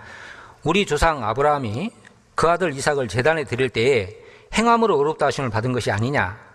내가 보거니와 믿음이 그의 행함과 함께 일하고 행함으로 믿음이 온전케 되었느니라. 이에 경에 이른 바 아브라함이 하나님을 믿으니 이것을 의로 여기셨다는 말씀이 응하였고, 그는 하나님의 벗이라 칭함을 받았나니 이로보건대 사람이 행함으로 의롭다 하심을 받고 믿음으로만 아니니라. 또 이와 같이 기생 라합이 사자를 접대하여 다른 길로 나가게 할 때에 행함으로 의롭다 하심을 받은 것이 아니냐? 영혼 없는 몸이 죽은 것 같이 행함이 없는 믿음은 죽은 것이니라. 믿음이 있다면 행함이 나와야 된다. 그 입증이 돼야 된다. 믿음 있는 사람은 반드시 삶을 통해서 그 행함이 입증이 돼야 된다는 걸 말씀을 하면서 아브라함과 라합을 예로 들었습니다. 자, 아브라함, 여기 우리 조상 아브라함이 그의 아들 이삭을 제단으로 드릴 때 행함으로 의롭다 하심을 받은 것이 아니냐. 즉 독자 이삭을 제물로 바칠 때 그거는 아브라함 속에 있는 믿음이 행함으로 나왔다고 이야기하는 거예요. 아브라함 믿음이 이론이나 지식이 아니라 실제이기 때문에 이제 독자 이삭까지 드리는 행함으로 나왔다. 그래서 아브라함이 믿음이 진짜였다는 걸 입증했다는 걸 말씀하는 겁니다. 그럼 아브라함은 어떤 믿음이 있었습니까? 아브라함이 가졌던 믿음이 어떤 믿음이기에 그 믿음이 독자 이삭까지 드리게 하는, 가끔 이제 창세기 22장 막 말씀 들으면요, 우리 부담되잖아요. 하나님이 나에게 독자 바치라면 어떻게 할까? 아무나 그런 요구를 하는 게 아닙니다.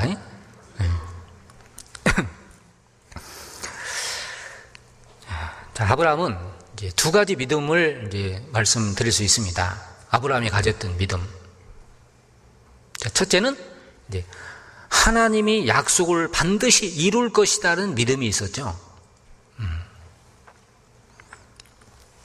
창세기 12장에 하나님이 아브라함을 부른 이후에 창세기 15장에 이제 아브라함을 밖에 데리고 나가서 하늘을 보여주면서 내 자손을 이렇게 많게 할 거다. 그때는 아브라함이 자녀도 없었잖아요. 근데 하나님이 내 후손을 하늘의 별처럼 많게 할 거다. 자, 그런데 아브라함이 그걸 믿었습니다. 하나님이 그걸 이루어 주실 거라고 믿었잖아요. 그것을 의로 여기셨다고 그랬어요. 그 믿음을. 하나님은 말씀하면 반드시 이룰 것이다. 그 약속을 지키실 거다. 아브라함이 그걸 믿었습니다.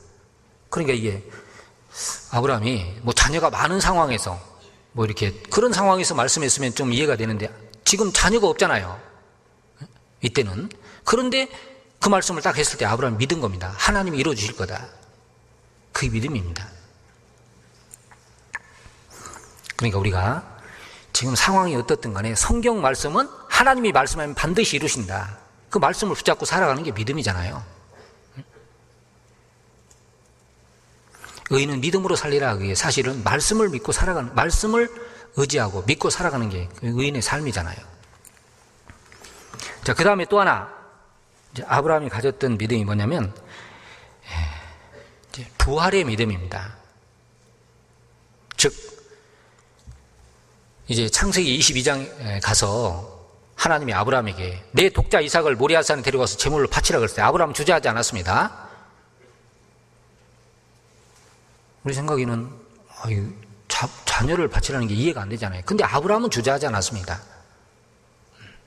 왜 그랬냐면 아브라함은 하나님이 이삭을 통해서 자신이 말씀하신 후손이 하늘의 별처럼 바다의 모래처럼 많게 할 거다. 그 약속을 이삭을 통해서 이루어질 것을 믿었던 겁니다. 설사 이삭을 잡아 바치더라도 죽이더라도 다시 살려줘서 약속을 이루어줄 걸 믿은 거예요. 그래서 로마서 4장 17절에 그의 믿음 바 하나님은 죽은 자를 살리시며 없는 것을 있는 같이 부르시는 이시니라. 아브라함이 믿었던 하나님은 죽은 자를 살리시며 라고 그랬잖아요. 자, 그러면 이 아브라함이 이삭을 통해서 하나님이 약속한 걸 이루실 거다. 그 믿음이 있었는데 왜 그 믿음이 있었냐면 창세기 21장에 가면 하나님이 정확하게 이삭을 통해서 나는 자라야 넷이라라고 말씀했거든요. 창세기 21장을 찾겠습니다.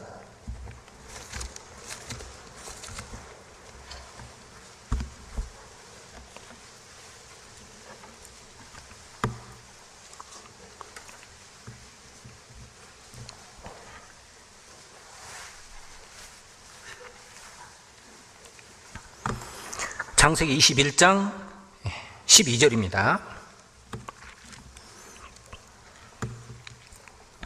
하나님이 아브라함에게 이르시되 내 아이나 내 여종을 위하여 근심치 말고 사라가 내게 이런 말을 다 들으라. 이삭에게서 나는 자라야 넷이라 칭할 것임이라. 여기 정확하게 이삭에게서 나는 자라야, 다른 자녀가 아닙니다. 이삭에게서 나는 자라야 넷이로 시라 칭할 것입니다. 그러니까 이 약속을 21장에 하시고 22장에 이제 제물을 바치라 그랬잖아요. 그러니까 아브라함은 하나님이 그 약속을 하셨기 때문에 설사 제물로 바쳐도 다시 살려줘서 약속을 이루어 줄 거다. 그 믿음이 있었던 거예요. 히브리서 11장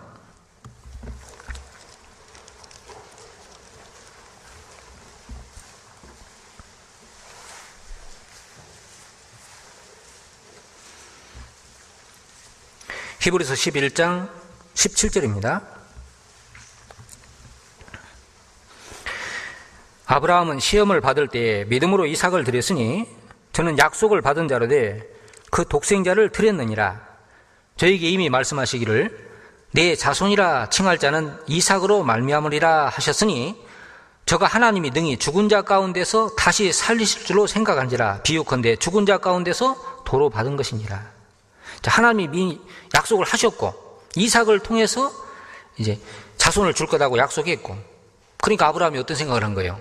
저가 하나님이 능히 죽은 자 가운데서 다시 살리실 줄로 생각하니라. 제물로 드려도 살려줄 거다. 그 믿음이 있었기 때문에 아브라함은 주저하지 않았습니다. 물론 아브라함이 창세기 22장에 그런 믿음이 이제 그 믿음까지 이렇게 이제 올라오기까지요. 그런 믿음을 갖기까지 창세기 12장에 부름받은 이후에 많은 과정이 있었습니다. 믿음은 한 번에 자라는 게 아니고 여러 가지 많은 과정을 통해서 이제 하나님을 알게 되고 경험하게 되고 하나님이 누군지 이제 그런 믿음을 갖게 된 거잖아요.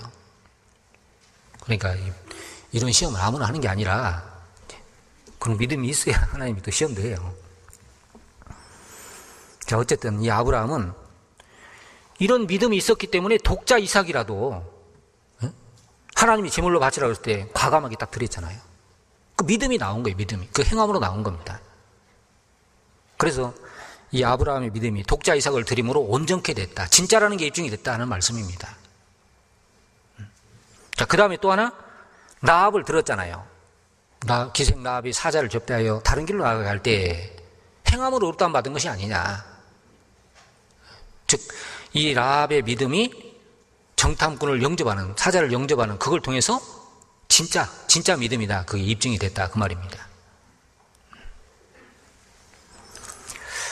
자, 그러면 이제 우리하고 한번 연결시켜서 생각해 봅시다.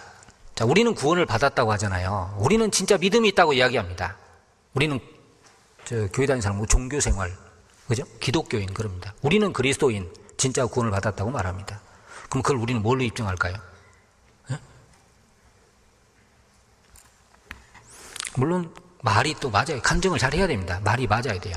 근데 말만 가지고 그걸 입증할 수 있을까요?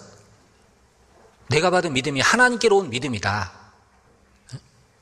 그리스도를 믿는 믿음을 너희가 받았으니 믿음이 오기 전에 너희가 율법에 자침바 되었다가 계시될 믿을 때까지 갇혔다. 믿음이 왔다 그랬잖아요. 내 믿음이 하나님께로 온 믿음, 진짜 믿음이라는 것을 뭘로 입증할 수 있느냐?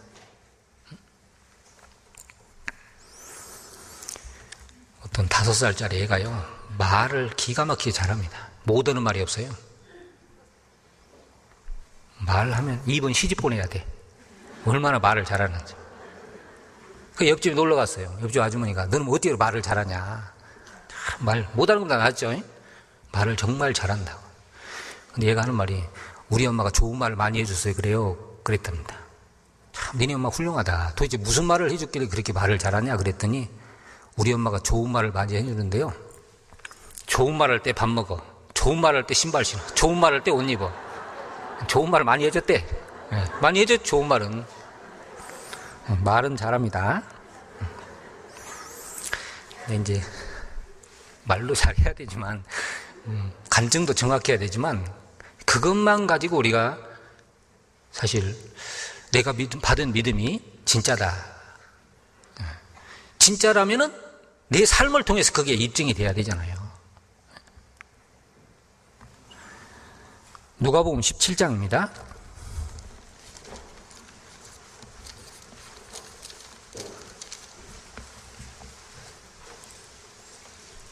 누가복음 17장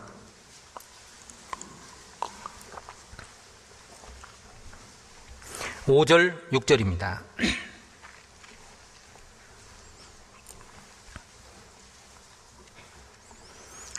사도들이 주께 여짜오되 우리에게 믿음을 더하소서 하니 주께서 가라사대 너희에게 겨자씨 하나를 만한 믿음이 있었다면 이 뽕나무대로 뿌리가 뽑혀 바다에 심기우라 하였을 것이요 그것이 너희에게 순종하였으리라.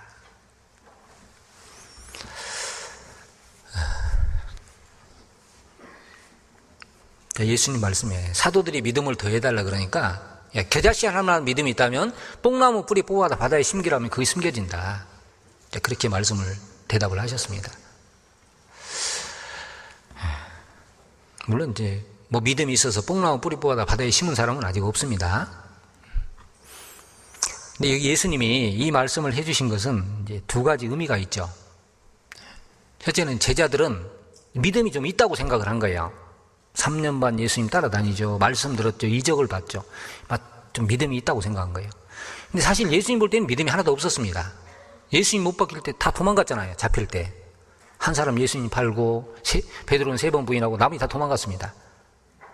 예수님 따라다닐 때는 믿음이 대단한 줄 알았지만 막상 예수님이 잡혀가려고 하니까 다 도망갔어요. 믿음 없다는 게 드러났습니다. 그래서 원래 믿음은 평탄할 때는 잘 모르죠. 코로나 같은 이런 시기 한번 와봐야 누가 진짜 말씀 붙잡고 사는지, 교회를 사랑하는지 알잖아요. 진짜 믿음은 어려울 때 나타나잖아요. 어려울 때. 자, 그래서 이 제자들에게 이 겨자씨 하나를 만한 이 믿음의 비유를 들어준 것은 믿음이 없다는 걸 깨우치기 한 거예요. 그리고 이제 여기 겨자씨 하나만 믿음이 있으면 뽕나무 뿌리를 뽑아 바다에 심는다. 이거는 이제 겨자씨 하나만 믿음이 들어가면은 그 믿음을 가진 사람 속에 나타나는 변화, 내적 변화를 설명하는 거죠, 사실. 실제 믿음이 들어가서 뽕나무 뿌리 바다에 심는다는 말이 아니고요. 겨자씨 보셨습니까? 굉장히 작습니다. 마태복음 13장에 예수님께서 모든 씨 중에 가장 작은 씨로 되라고 말씀함으로써 이스라엘 땅에서는 겨자씨가 제일 작아요. 이스라엘 땅에서는 거의 눈이 안 보일 정도로 아주 작습니다. 그러나 담배씨보다 더 작아요. 그러니까 이게 뭘 말하냐면, 자, 이 겨자씨 하나만한 믿음은 눈에 보이는 게 아니잖아요. 어떤 사람 속에 믿음이 들어갈 때 그 믿음이 눈에 보이는 건 아닙니다. 자, 그런데 겨자씨는 작아도 생명이 있어요. 심겨지면 싹이 나고 자라고 커서 나무가 되고 새들이 깃들인다 그랬잖아요. 그러니까 믿음이라는 건 작지만 눈에 보이지 않지만 속에 들어가면 믿음이 성장합니다. 믿음이 자랍니다. 역사가 나타납니다. 어떤 역사요? 뽕나무 뿌리를 뽑아 바다에 심는 역사가 나타나죠. 그게 순서입니다. 진짜 믿음이 들어가면 그 다음 나타나는 게 뽕나무 뿌리를 뽑아 바다에 심어야 돼요. 뽕나무 뿌리 보셨어요? 이 뽕나무 뿌리가 뭐냐면, 뽕나무가 여름에 이렇게 잘 자라잖아요. 그만큼 뿌리가 많은 겁니다. 뿌리가 길게 많이 뻗어 있잖아요. 그 뽕나무 뿌리는 믿음이 들어가기 전에 세상에 속한 우리 마음을, 우리 삶의 모습을 말하고 있는 거예요. 우리 구원받기 전에는 세상에 뿌리를 내리고 있었지 않습니까?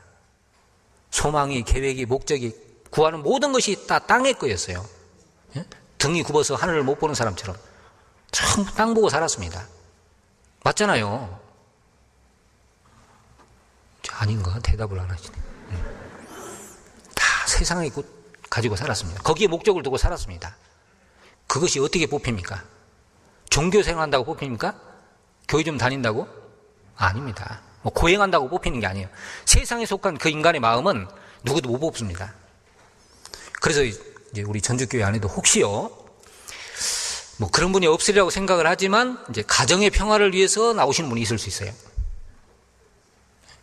왜냐면 이제 부인이 나가니까 그냥 따라 나와준다든가 아니면 이제 애들을 위해서 나와주는 사람도 있고요.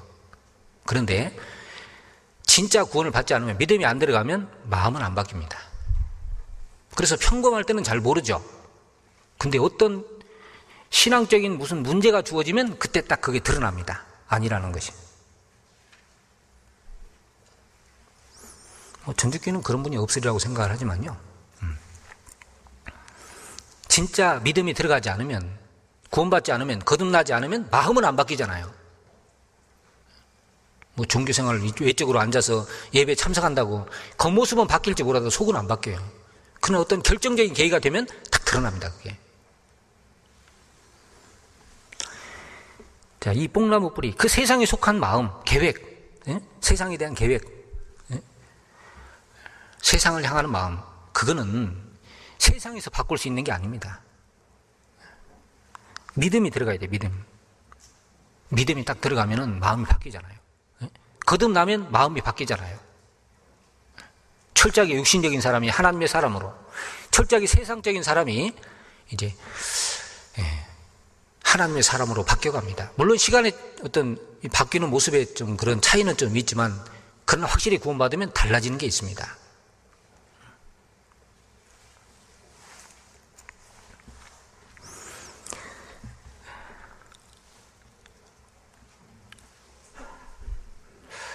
자, 그러면 진짜 믿음이 들어가면 이제 어떤 모습이 나올까요? 물론 여러 가지 모습이 있는데 성경에 이제 많은 얘기가 있는데, 이제 간단하게 좀 생각을 해보면요, 제일 첫 번째 나오는 게 뭐냐면 죄에서 구별되는 모습이 딱 생기잖아요. 구원받기 전 죄는 즐거움이었어요. 낙이었어요. 그런데 구원받으면 이제 우리 속에 새로운 성품이 왔습니다. 그죠? 고린전서 11장에 보면은 남자가 긴 머리가 있으면 본성이 그걸 거스린다. 우리가 아담으로부터 물려받은 본성이라는 게 있습니다. 그래서 남자가 긴 머리 하고 있으면 거스리잖아요. 여자가 짧은 머리 하면 그것도 거스리고, 여자는 긴 머리, 남자는 짧은 머리. 그 본성입니다, 본성. 그 아담으로부터 물려받은 본성이 있어요. 그런데 구원을 받으면 그 본성만 있는 게 아니라 베드로서 1장 3절에 있는 것, 4절에 있는 것처럼 신의 성품, 새로운 성품이 우리에게 주어졌어요. 성령이 우리 안에 오시고, 성령은 거룩한 영이기 때문에 이제 그렇게 좀 즐기던, 세상 향하던 마음이 이제 하나님께로 향하게 되고, 죄를 싫어하게 되고, 죄에서 구별되는 것이 있습니다. 요한일서 3장 9절에 보면은 이제 하나님께서 앉아마다 죄를 짓지 아니하나니 이는 하나님의 씨가 그 속에 거하며, 이제 새로운 성품이 우리에게 주어졌어요. 죄를 전혀 짓지 않는다는 말이 아니라 이제 죄에서 구별되려는 게 있다는 거죠. 정말 구원받았다면 그 모습이 나타날 겁니다. 그 다음에 또 하나는 이제 주님의 뜻을 행하고자 하는 소원을 가지고 있잖아요. 하나님도 영혼도 아무 관심 없이 철저하게 외면하고 살았던 사람이 구원 딱 받으면 이제 주의 뜻대로 살아야 되겠다는 소원이 딱 생깁니다. 너희 안에 생하시는 이는 하나님의 신이 자기의 기쁘신 뜻을 위하여 너희로 소원을 두고 행하게 하시나니, 하나님의 뜻을 행하는 소원을 가지게 됩니다. 그래서 우리가 제일 힘들 때가 언제예요? 뭐 돈 없어서, 세상에서 무시당해서가 아닙니다. 내가 하나님 뜻대로 못 살 때, 전도해야 되는데 안 될 때, 이런 때가 제일 힘들잖아요. 그리스도인은 하나님의 뜻을 이루는 걸 제일 기쁨으로 삼고, 그것이 안 이루어질 때 제일 힘들어합니다. 그 소원이 있기 때문에. 자, 그 다음에 또 하나 뭐예요? 다른 영혼을 불쌍히 여기는 마음을 갖잖아요. 로마서 9장 찾겠습니다.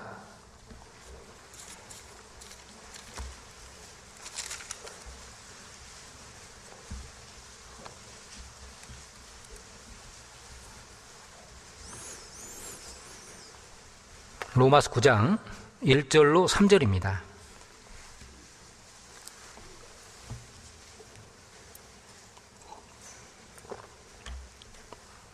제가 읽겠습니다. 내가 그리스도 안에서 참말을 하고 거짓말을 아니하노라. 내게 큰 근심이 있는 것과 마음에 그치지 않는 고통이 있는 것을 내 양심이 성령 안에서 나로 더불어 증거하노니, 나의 형제 곧 골육의 친척을 위하여 내 자신이 저주를 받아 그리스도에게서 끊어질지라도 원하는 바로라. 자, 이 바울 사도가 이제 그리스도 안에서 이 참말을 한다, 이제 이렇게 말하면서 내게 큰 근심, 마음에 그치지 않는 고통이 있다. 자, 바울은 성도들에게 주 안에서 기뻐하라, 내가 다시 말하노니 기뻐하라고 이야기합니다. 항상 기뻐하라, 범사에 감사하라, 쉬지 말고 기도하라, 이게 내용 나오죠. 그거 하나님 뜻이라고 이야기했습니다. 그렇게 말한 바울은 정작 자신은 여기 큰 근심, 마음에 그치지 않는 고통이 있다고 이야기했습니다. 이게 뭘까요? 뭐 억울한 일 당하고 옥에 갇히고 못 먹고 살아서 그 뭐 고통입니까? 근심입니까? 그게 아니에요. 바울이 그리스도에서 끊어질지라도, 그리고 끊어지면 어디 가는 거예요? 지옥 갑니다. 물론 그런 일은 없지만 그렇게 될지라도 원하는 그 마음의 근심, 고통이 뭐냐요. 자, 이건 사실 바울 사도의만의 일이 아니라 구원받은 사람은 이것은 있습니다, 다. 이것이 없다면 뭔가 잘못됐다고 생각합니다. 이거는 주님 앞에 갈 때까지 내려놓을 수 없는 거예요. 여기 분명히 바울이 마음에 그치지 않는 고통입니다. 끝나는 게 아닙니다. 이건 주님 앞에 가야 끝나는 거예요. 이 땅에 육신을 입고 있는 한 이건 그치지 않는 고통입니다. 그게 뭐예요? 내 동족 이스라엘이 구원받기 원한다. 내 굴욕 친척이 울리하여 내 자신이 저주를 받아 그리스도에서 끊을지라도 구원받기 원한다. 이게 구원받은 사람 마음입니다. 맞죠? 그러니까 우리가 늘 마음에 고통하는 게 뭐예요? 내 주변 사람들 구원받는 거. 그러니까 우리 모임 때요, 구역 모임이 됐든 조모임이 됐든 뭐 무슨 부서 모임이 됐든 모여서 내가 이번에 누구 전도하려는데 안 됩니다. 누구 전도하려는데 기도해 주세요. 이거 하는 것이 정상이에요. 모였는데 딴 얘기하면 그게 비정상입니다. 그리스도인들이 모이면 항상 마음에 그치지 않는 고통, 근심, 이것을 내놓고 서로 기도부터 하고 도와주고 하는, 이것이 하나님이 보실 때 가장 아름다운 모임이에요.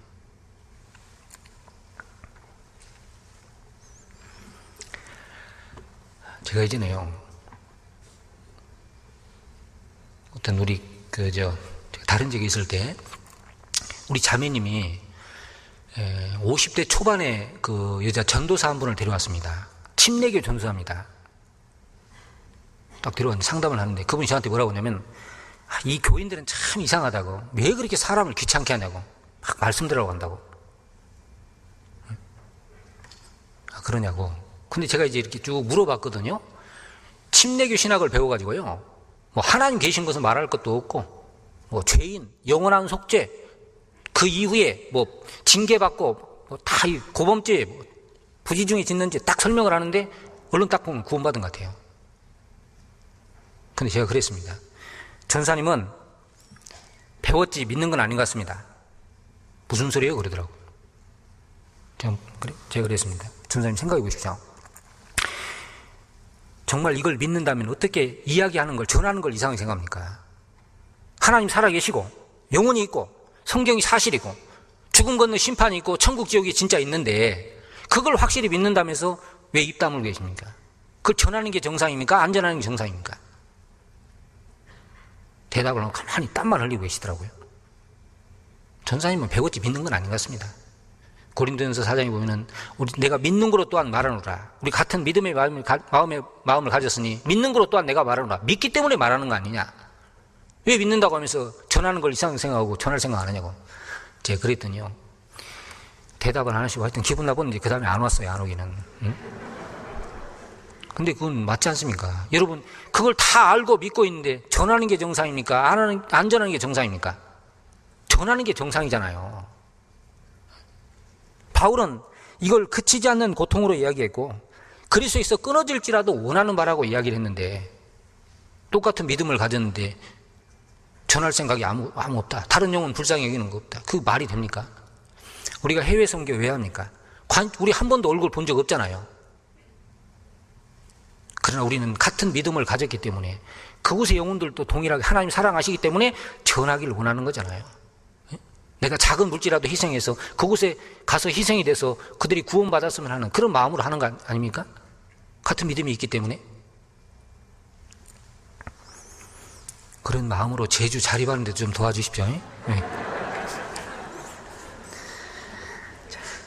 진짜 믿음이 들어가면 바울 같은 마음이 딱 올라와요. 그죠? 그래서 어떻게든 전도하려고 하잖아요. 전도하려고. 자, 그 다음에 또 어떤 모습이 나올까요? 구원받았다는, 믿음이 들어갔다는 증거 중에 하나가 서로 사랑하는 거지 않습니까? 서로 사랑하는 모습. 요한복음 13장 34절 35절 우리 잘 아시죠? 내가 새 계명을 너희에게 주노니 서로 사랑하라. 내가 너희를 사랑한 것 같이 너희도 서로 사랑하라. 너희가 서로 사랑하면 모든 사람이 너희가 내 제자인 줄 알리라. 자, 예수님께서 새 계명을 너희에게 주노니 서로 사랑하라. 근데 원래 구약에도 계명, 사랑하라는 계명 많이 있거든요. 원래 율법의 이유가 그 사랑하라는 거잖아요. 하나님 사랑하고 이웃 사랑하는 거예요. 그런데 예수님이 이 사랑하라는 것을 새 계명이라고 말씀을 했습니다. 왜 새 계명일까요? 구약은 요구는 있는데 할 힘이 없어. 영적으로 죽었으니까 할 능력이 없는 겁니다. 그래서 예수님이 이제 할 수 있는 힘을 주시고 사랑하라고 한 거죠. 내가 너희를 사랑한 것 같이 그랬잖아요. 그러니까 누가 진정으로 사랑할 수 있느냐? 형제 자매를 사랑할 수 있느냐? 내가 너희를 사랑한 같이라는 걸 경험한 사람이.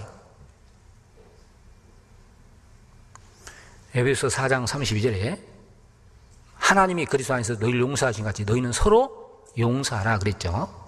하나님이 그리스도 안에서 너희를 용서하신 같이. 자, 하나님이 그리스도 안에서 우리를 용서할 때 조건을 달지 않았습니다. 조건을 달았다면 우리는 용서받을 사람들이 아니에요. 그냥 용서한 거예요. 그냥. 자, 그렇게 사랑하라고 한 거잖아요. 우리는 1만 달란트 탕감받은 사람이요. 1만 달란트면 6조 원 정도 됩니다. 빚을 탕감받은 사람이요. 100데나리온 한 1000만 원 빚졌습니다. 탕감 못 해줍니까? 그래서 나 저 사람 죽어도 용서 못해. 그 사람은 혹시 하나님의 사랑을 자기가 그 빚을 탕감받은 경험이 있는지 그걸 좀 생각해 봐야 됩니다.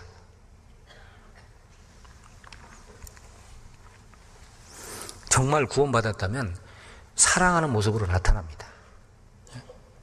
하나 되는 모습으로 나타납니다. 빌립보서 1장에 있는 것처럼 복음의 신앙을 위해서 협력하는 모습으로 나타납니다. 희생하는 모습으로. 어떤 어려움이 있어도 복음 앞에서 물러서지 않는 그런 모습으로 나타나잖아요. 자, 우리는 하나님께로 온 믿음입니다. 이론이나 지식이 아닙니다. 우리가 믿는 하나님은 실존입니다. 종교의 신이 아니잖아요. 우리가 받은 믿음도 이론이 아닙니다. 그게 진짜라면 우리도 라합처럼 정말 목숨을 걸고 숨겨주고 하나님 편에 서서 하나님 일을 하는 그게 확실한 믿음이 있다는 증거일 겁니다. 기도하고 마치겠습니다.